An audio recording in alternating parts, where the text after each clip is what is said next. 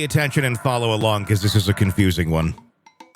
This is the story of the missing Connecticut mother, Jennifer Dulos.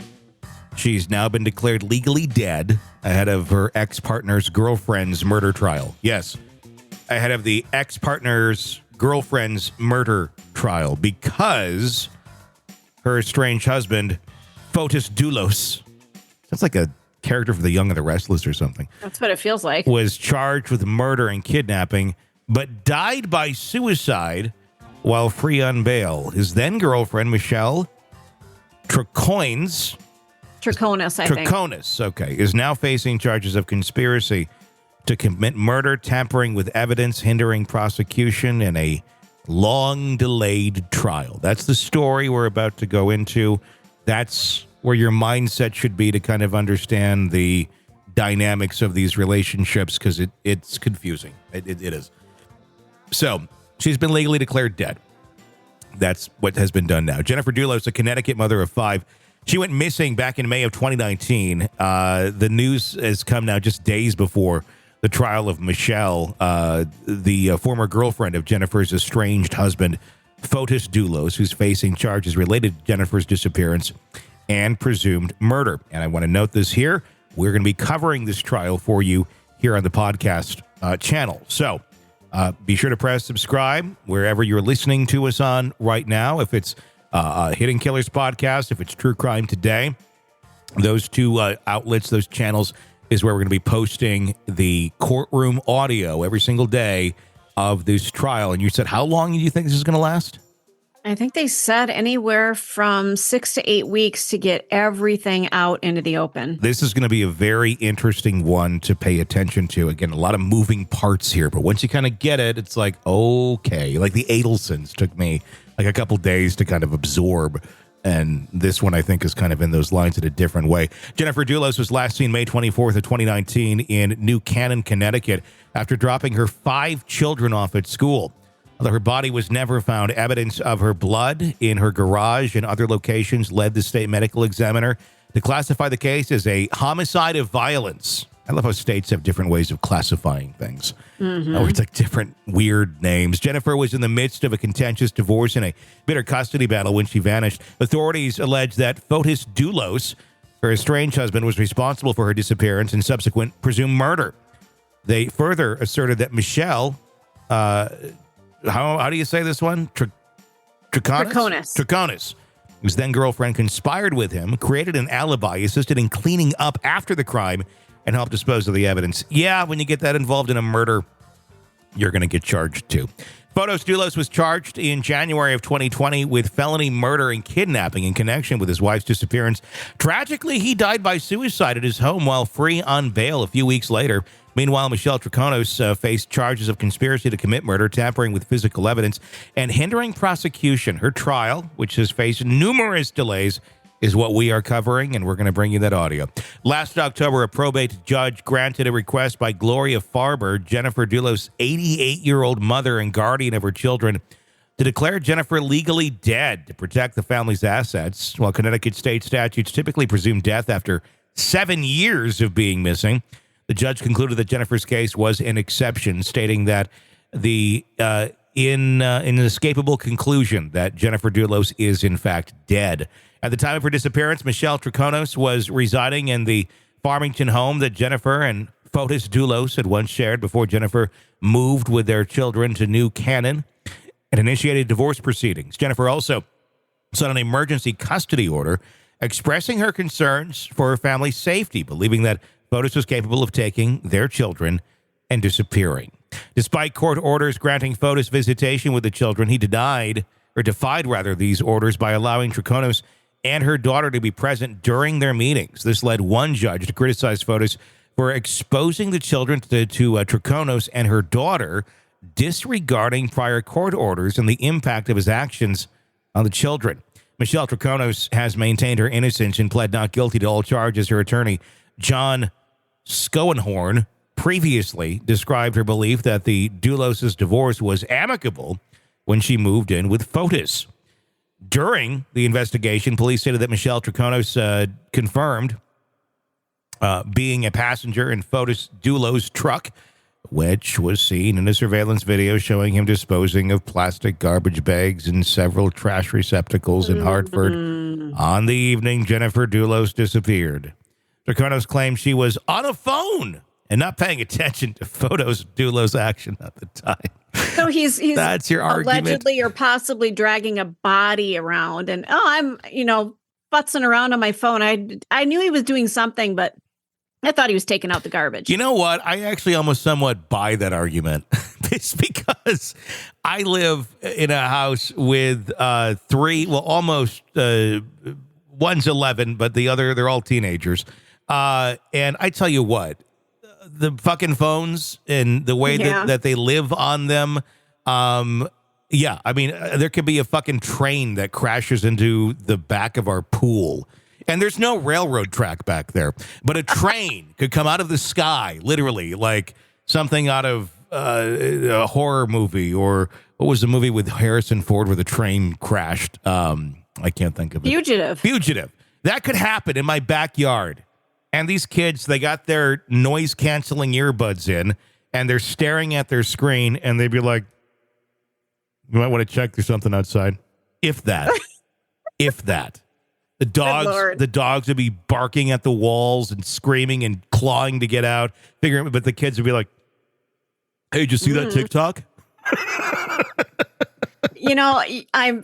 The more you talk about that, yeah, you're probably right. I've seen people almost get hit by cars stepping off of curbs, and I almost pay attention. I almost hit somebody today that was doing that.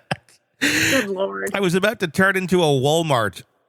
And I was kind of in a time crunch picking up the kids from school, and I wanted to run in and grab some stuff for dinner quick. And there was a woman that was standing at the crosswalk and not paying any attention on her phone. And I get up there. It's my turn to turn. It's not her turn to walk. It's not walk signal time yet. And she just starts walking. She stood there forever. So I thought, oh, she's waiting. She's waiting for the thing to, say walk.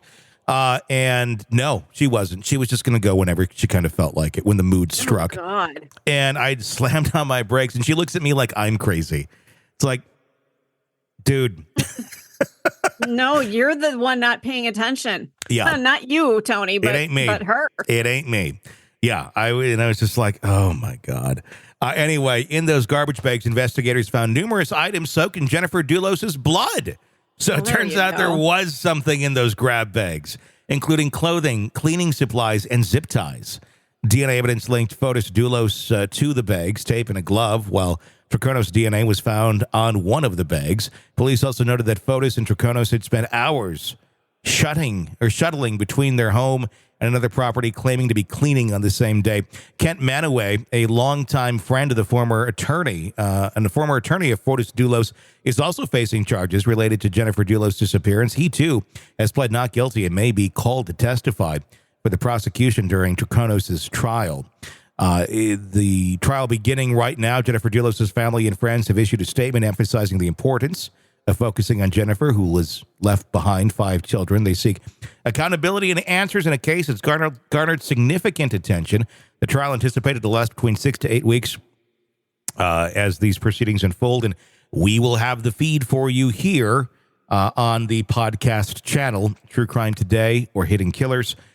Whichever you are subscribed to, that is where you will find it. Yeah, my God. Yeah, to me, you don't need a body. You've got the evidence. Now, where did the body go? That's what I'd like to know. Will they ever find it? Well, everybody's all into chopping people up these days. So it's, I'm guessing, in multiple places at this point. Probably in the bellies of several animals who had a lovely dinner somewhere in the woods. God. It's, yeah. Circle of life. I'm sorry, but that's the first thing I thought of. This is such a tragic story. It's terrible. I'm thinking of Elton John singing the Lion King Circle of Life. Yes. Song. Yes. Yeah. This poor family and these poor kids. The 88-year-old mother who is now the guardian of the children. This is just That's not what an 88-year-old woman should be doing with her time. What a shitty way to go out, too. You know, you're 88, you're at the end, and it's like, yeah, this is what happened in my world.